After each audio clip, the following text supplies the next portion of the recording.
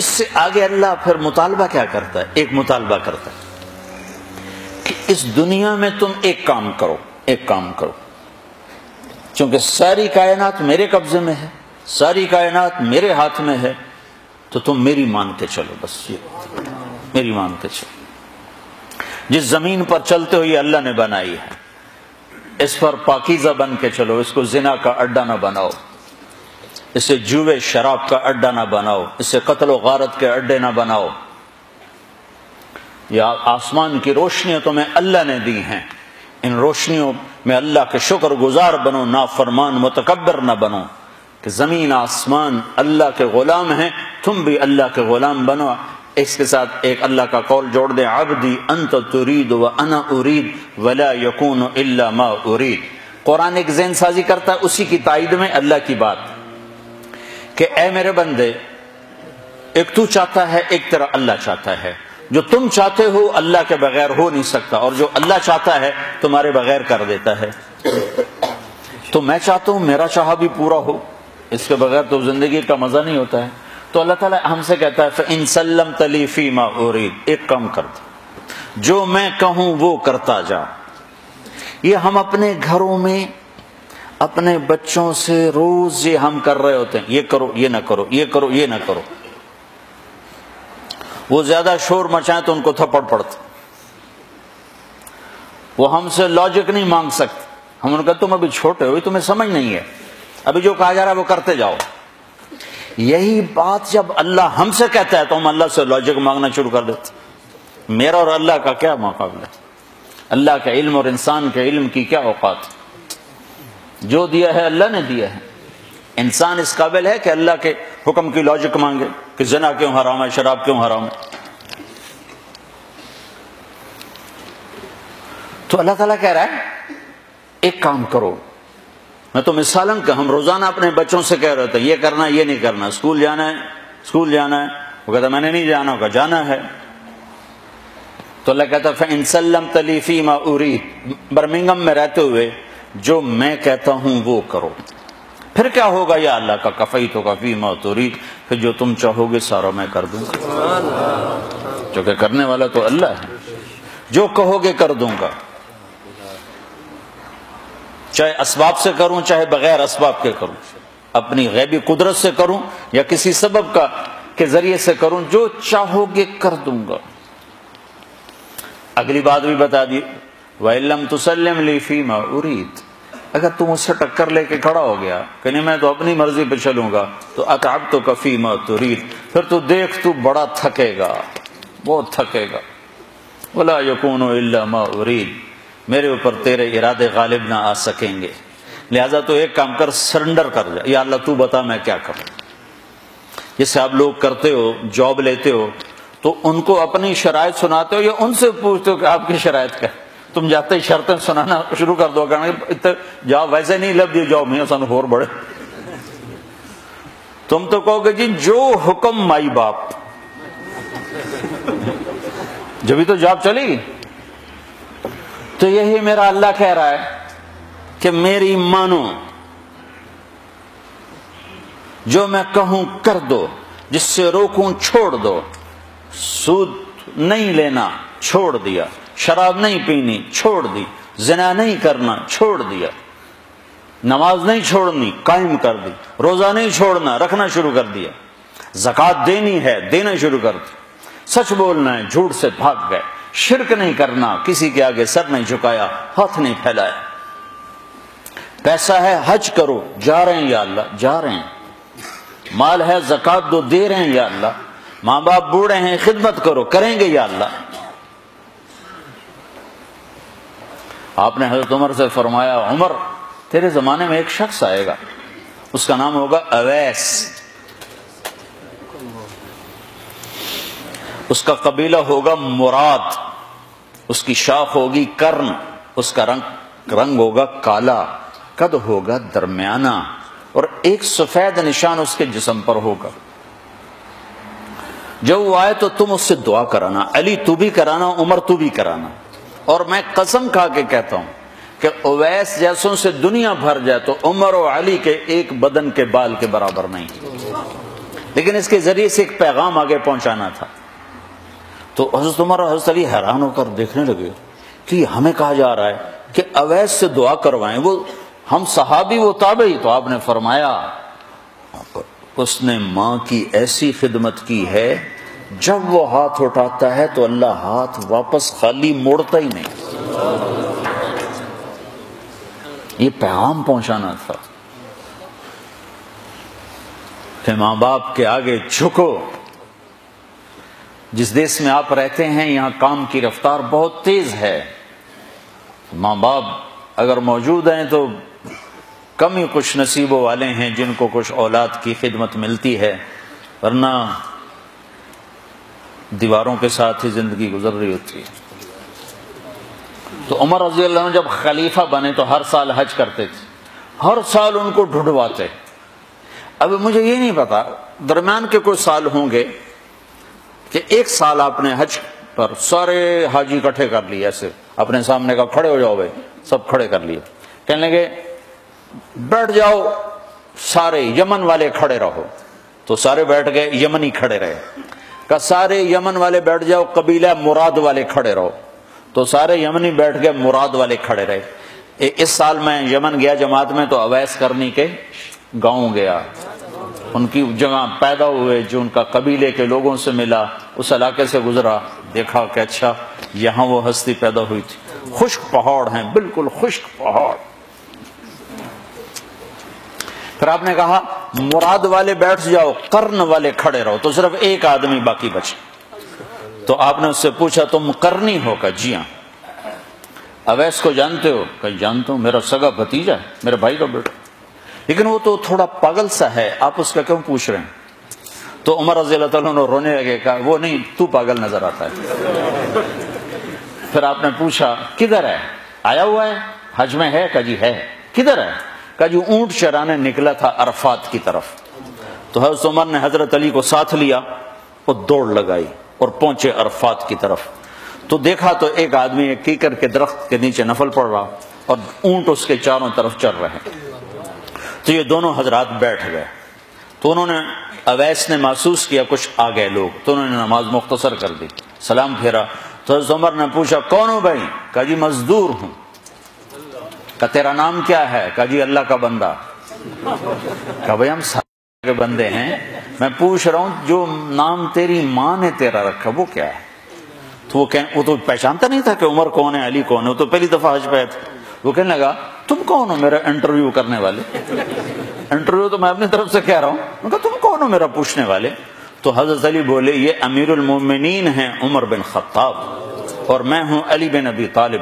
پھر وہ ایسے ایک دم گھبرائے، دونوں کو سلام کیا، میں معذرت چاہتا ہوں میں نے پہچانا نہیں۔ تو عمر رضی اللہ عنہ نے فرمایا ہاتھ اٹھا، ہاتھ اٹھا۔ برمنگم والوں کو پیغام پہنچے کہ ماں کی خدمت کیسے کی جاتی، کہ عمر جیسا ہاتھ اٹھوا رہا ہے، علی جیسا، علی جیسا۔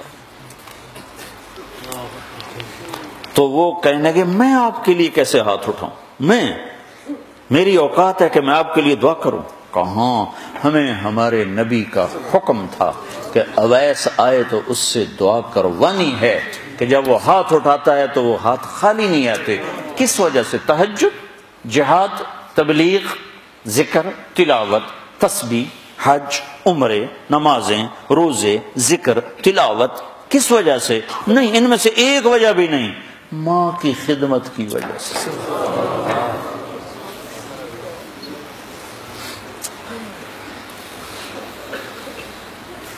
پھر ایک اور جگہ آپ نے فرمایا کہ لوگ جب جنت میں چلیں گے تو اویس بھی چلے گا، جب جنت کے دروازے پر پہنچے گے تو اللہ تعالیٰ فرمائیں گے اویس کو روک لو، باقی کو جانے دو۔ تو اویس گھبرا جائیں گے، کہیں گے یا اللہ مجھے کیوں روک لیا ہے؟ تو اللہ تعالیٰ فرمائیں گے ٹھہر جاؤ، جانے دو ان کو۔ ہاں بھائی اب یہ سامنے جہنم کے لوگ کھڑے ہوئے ہیں، تو شفاعت کر، تیری طفیل لاکھوں انسانوں کو جنت میں ڈالوں، تجھے اس لیے روکا ہے کہ تو شفاعت کر، جدھر تیری انگلی اٹھتی جائے گی ان کے لیے جنت لکھتی چلی جائے گی، ان کے لیے جنت لکھتا چلا جاؤں گا، جدھر جدھر تو انگلی اٹھائے۔ صرف پونڈ ہی سب کچھ نہیں، مائیں بھی بہت کچھ ہے۔ صرف پونڈ ہی سب کچھ نہیں ہے، باپ بہت کچھ ہے۔ وَقَضَىٰ رَبُّكَ أَلَّا تَعْبُدُوا إِلَّا إِيَّاهُ وَبِالْوَالِدَيْنِ إِحْسَانًا۔ تو جو اللہ کہے وہ کر دو، یہ اللہ ہم سے ڈیل کر رہا ہے۔ فَإِن سَلَّمْتَ لِي فِي مَا أُرِيدُ، وہ کر جو میں کہتا ہوں۔ تو میں نے چند اہم باتیں آپ کو بتائیں کہ اللہ ہم سے کیا چاہتا ہے، کہ یہ کرو یہ نہ کرو، یہ کرو یہ نہ کرو، یہ کرتے چلے جاؤ، پھر کیا ہوگا؟ کفیتک فی ما ترید، جو چاہو گے کر دو گے۔ اب جو چاہو گے کرنے کے لیے تھوڑا سا یہاں اللہ دکھائے گا، چونکہ یہ جگہ ہے ہی بڑی چھوٹی، اتنی دنیا اتنی چھوٹی ہے کہ تھوڑا سا اوپر چلے جاؤ تو یہ نظر ہی نہیں آتی، نظر ہی نہیں آتی۔ یہ نہیں، پورا ہمارا سولر سسٹم نظر نہیں آتا جو 7.5 ارب میل میں پھیلا ہوا ہے، نظر نہیں آتا۔ یہ تو اتنی چھوٹی دنیا ہے۔ تو اصل تمہیں پروٹوکول دینے کے لیے پھر اللہ نے جنت کو بنایا، کہا کہ وہاں آ جاؤ، جو چاہو گے پورا کر دیا جائے۔ تو نا زندگی سب سے بڑی تمنا، کون چاہتا ہے کہ میں مر جاؤں؟ بوڑھے سے بوڑھے کو بھی بڑے کم لوگوں کو سنا کہ یہ دعا کرو خاتمہ ایمان پہ، ورنہ 80 سال کا بھی کہتا یہ دعا کرو صحت دی بادشاہی لبے۔ 80 سال دی عمر ہوگی، دعا کرو اللہ صحت دی بادشاہی دے۔ یہ انسانی کمزوری ہے، نہیں مرنا چاہتا۔ یہ کوئی عیب نہیں ہے، یہ عیب کی بات نہیں ہے۔ حضرت عائشہ نے فرمایا یا رسول اللہ کلنا نکرہ الموت، ہمیں تو موت اچھی نہیں لگتی، ہمیں تو موت سے ڈر لگتا۔ یہ کوئی خلاف ایمان چیز نہیں ہے، یہ انسانی فطرت ہے۔ تو یہ دیکھو نا، عام طور پر کماتے کماتے جوانی ڈھل جاتی ہے، جوانی ڈھل گئی تو پیسہ کس کام کا ہے؟ اور جس کو جوانی میں ہی مل جائے تو اس کے پاس عمر کتنی ہے؟ 60-70 سال۔ تو اللہ تعالیٰ ہم سے ڈیل کر رہا ہے کہ تم وہ کرو جو میں کہتا ہوں۔ کچھ تھوڑا سا نمونہ یہاں دیکھو گے، لوگوں کے دلوں میں محبت دیکھو گے، چین سکون امن دیکھو گے، اطمینان کی زندگی دیکھو گے، امن سکون کی زندگی دیکھو گے، محبت بھری زندگی دیکھو گے کہ تم میری رحمت کے سائے میں ہوگے، میری نظریں تمہاری طرف ہوں گی۔ اور موت کے بعد جو سب سے بڑی تمنا ہے کہ مرے نہیں، تو پہلا انعام جنت کے دروازے پر، پہلا انعام اعلان، میرے بندو زندگی مبارک ہو، موت ختم، پہلا انعام۔ ایک حدیث میں آتا ہے اگر جنت والوں سے یوں کہا جائے کہ دنیا میں ریت کے جتنے ذرے ہیں، ریت کے دنیا میں صحراؤں میں جا کے دیکھو، انگلینڈ میں تو ریت ہے نہیں، دنیا میں دیکھو ریت کے جتنے ذرے ہیں، اتنے سال تمہیں جنت میں رکھا جائے گا اور پھر تمہیں جنت سے نکال دیا جائے گا تو سارے رونے بیٹھ جائیں گے۔ اور جہنم والوں سے کہو کہ دنیا میں ریت کے جتنے ذرے تھے اتنے سال تمہیں جلایا جائے گا، پھر تمہیں نکال دیا جائے گا تو وہ خوش ہو جائیں گے۔ لیکن نہ ان کے لیے موت ہے نہ ان کے لیے موت۔ زندگی مل گئی، اب زندگی لمبی ہو تو مصیبت آ جاتی ہے، تو دوسرا اعلان ہوگا، میرے بندو جوانی مبارک ہو، اب بڑھاپا کبھی نہیں آئے گا، چونکہ ٹائم ختم ہو جائے گا، ٹائم کو اللہ ختم کر دے گا۔ تو 33 سال کی عمر میں جنت میں داخل ہوں گے اور 33 ارب سال کے بعد بھی 33 سال کے ہی ہوں گے، ٹائم ختم۔ جیسے اللہ تعالیٰ نے غار اصحاب کہف کے لیے کیا کہ ان کو غار میں ڈالا 20 سال 15 سال 20 سال 25 سال 30 سال اور ان کو سلایا، باہر ٹائم چلتا رہا 300 برس، اندر اس کو داخل نہیں ہونے دیا، تو جب وہ اٹھے تو 25 سال والا 25 سال کا اٹھا ہے، 325 سال کا نہیں اٹھا۔ اگر وہ 325 سال کا اٹھا تو ویسے ہی یوں کر رہا ہوتا، 25 سال کا اٹھا۔ نہ کسی کا نوخن بڑھا، نہ داڑھی بڑھی، نہ مونچھیں بڑھی، نہ بڑھاپا آیا۔ اللہ نے ٹائم کے گزرنے کا جو اثر باڈی پر ہوتا ہے، وہ ٹائم باہر گزر آیا 300 سال، اندر ٹائم کو جانے نہیں دیا، تو اٹھے تو ایک ہی دن تھا یا آدھا دن تھا۔ تو جنت میں اللہ کیا کرے گا؟ ٹائم ختم، لہذا جوانی مبارک ہو، زندگی لمبی ہے تو بڑھاپا نہ آ جائے، نہیں جوانی مبارک ہو۔ جوانی اور بیمار ہو جائے تو پھر بھی مزہ کوئی نہیں ہے، تو تیسرا اعلان ہوگا صحت مبارک ہو، بیماری کبھی نہیں آئے گی۔ پھر جوانی بھی ہو، صحت بھی ہو، عمر بھی ہو، اور ہاتھ پلے کا کھانا ہو تو اس کو کیا کرے؟ ویسے ہی فاقہ مست ہو پھر کیا کرے گا؟ تو اللہ چوتھا اعلان کرے گا تمہیں ملک و مال مبارک ہو، تم پر فقر کبھی نہیں آئے گا، تم دکھ کبھی نہیں دیکھو، جاؤ کھاؤ۔ کیسا کھانا ہے کہ جتنا کھاؤ گے پاخانہ کوئی نہیں۔ جاؤ پیو، کیسا پینا ہے، جتنا پیو گے پیشاب کوئی نہیں۔ یہاں شراب منع کر دی، آگے خود پلانے کا انتظام کیا ہوا ہے۔ ایک محفل ہے جہاں لوگ خود پیئیں گے، یہ لو لیول کے لوگ ہیں، نچلے چھوٹی جنت کے لوگ ہیں۔ ان الابرار یشربون من کأس کان مزاجها کافورا، یہ کافوری شراب پیئیں گے، لیکن یہ خود ڈالیں گے اور خود پیئیں گے۔ یہ ایک درجہ ہے۔ یہ نہیں کہ ان کے خدام نہیں ہیں، یہ صرف درجے کا فرق بتانے کے لیے یہ بتایا ہے، ورنہ ان کے بھی خادم ہیں۔ سب سے چھوٹا جنتی، جیسے تمہارا ایک بیڈ روم اور ساتھ ایک کچن، سب سے چھوٹا جنتی اس دنیا سے 10 گنا بڑی جنت لے گا، اور اس کے 80,000 نوکر ہوں گے، اور وہ سب سے آخر میں جہنم سے نکلے گا، اور اللہ کے نبی نے فرمایا میں اپنی آنکھوں سے دیکھ رہا ہوں اس کو نکلتا ہوا۔ اللہ نے آگے بھی دکھا دیا اپنے نبی۔ ہم اس نبی کے طریقوں کو جھٹلاتے ہیں جس کی اتنی طاقتور نظر ہو۔ آپ نے اس کا نام بتایا، اس کا نام ہوگا جوہینا، اس کا قبیلہ بتایا کہ اس کا قبیلہ ہوگا جوہینا، نام بھی جوہینا، قبیلہ بھی جوہینا، نکلے گا اور جنت کے دروازے پر پہنچے گا، سب سے آخری ایمان والا جا رہا ہے، تو اس کی استقبال اور گارڈ آف آنر کے لیے 80,000 خادم کھڑے ہوں گے۔ 80,000، وہ سارے اس کو مرحبا کہیں گے کہ ہائے ہمارے آقا آپ کدھر رہ گئے، ہم تو انتظار کر کر کر کر تھک گئے۔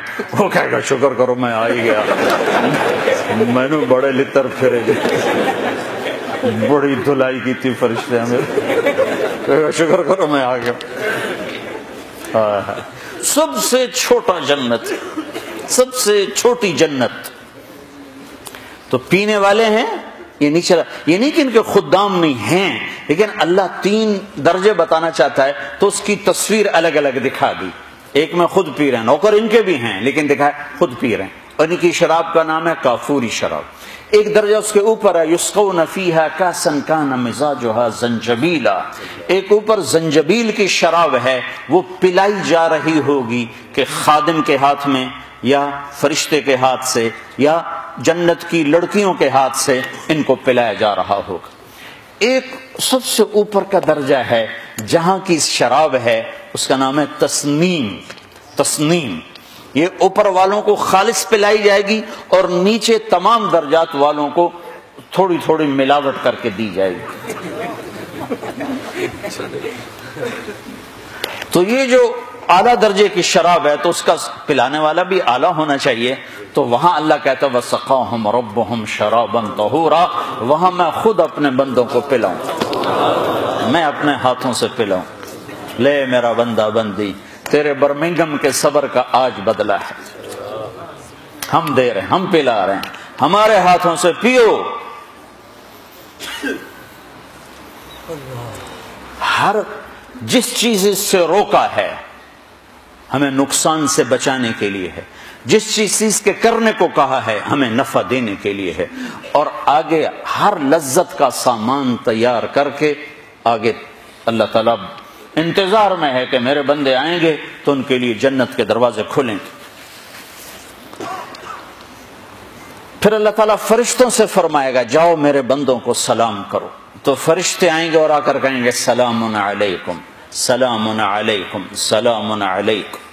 ہم آپ کو سلام پیش کرتے ہیں، سلام پیش کرتے ہیں۔ وہ کہیں گے کس بات کا؟ وہ کہیں گے بما صبرتم، جو آپ نے برمنگھم میں صبر کی زندگی گزاری اس کا صلہ ہے کہ ہم نورانی آپ کو سلام پیش کرتے ہیں۔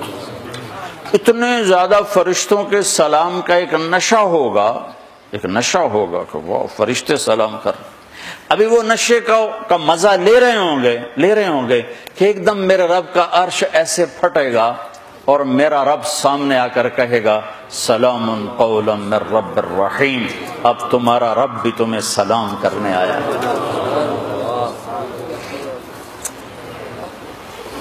ہائے کس زندگی کو بھلا دیا بھائیو، کدھر جا رہے ہو؟ کدھر جا رہے ہو؟ کہاں تک جانا ہے؟ کیا موت سے ٹکر لے لو گے؟ کیا قبر کے اندھیروں کو دور کر سکو گے؟ کیا منکر نکیر سے لڑ سکو گے؟ کیا اللہ کی جہنم کو بجھا سکو گے؟ کیا اللہ کی جنت کو آگ لگا سکتے ہو؟ کیا اللہ کے سامنے کھڑے ہونے سے انکار کر سکتے ہو؟ جب یہ سب کچھ نہیں ہو سکتا تو کہاں جا رہے ہو؟ قرآن کا لفظ سنو، یہ میں اپنی طرف سے قرآن کی تعبیر ہے، فَأَيْنَ تَذْهَبُونَ، کہاں جا رہے ہو؟ کیا محبت ہے ان الفاظ، جس سے ماں عاجز آ کر جب بچہ نہیں سمجھتا غلط راہوں پہ چلتا ہے تو وہ کہتی کیا کر رہے ہو؟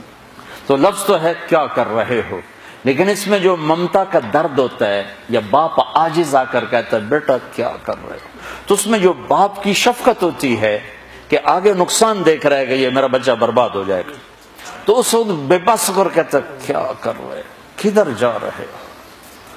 تو ہم الفاظ تو نقل کر سکتے ہیں لیکن ان میں جو درد ہے وہ تو نہیں نا، اس کا تو ترجمہ نہیں ہو سکتا، احساسات کا ترجمہ نہیں ہوا کرتا، وہ ڈائریکٹ آگے منتقل ہوتے ہیں۔ تو جو کہ عربی ہماری زبان نہیں ہے، ہم نہیں سمجھتے کہ جب اللہ ہم سے بات کرتا ہے تو کس مقام کا کیا پیار ہے۔ یا ایھا الانسان، اللہ، یا ایھا الانسان، مسلمان نہیں، پوری دنیا کے 700 کروڑ انسانوں سے جس محبت کا اللہ نے اظہار کیا ہے اس ایک لفظ میں، یا ایھا الانسان، یہ مجھے یوں لگتا ہے جیسے اللہ زمین پر اتر آیا ہو اور ایک ایک کے کندھے پکڑ کے کہہ رہا ہو کیا کر رہے ہو، یا ایھا الانسان ما غرک بربک الکریم، او میرا بندہ میں تو تیرا رب تھا، تو نے مجھے کیوں چھوڑ دیا؟ یہاں تو عام ہے نا، ماں باپ کو اولادیں چھوڑ کے چلی جاتی ہیں، ہمارے یہاں تو ابھی کم ہے، جو کبھی ایسا ہو جاتا تو ماں کیوں جا رہے ہو؟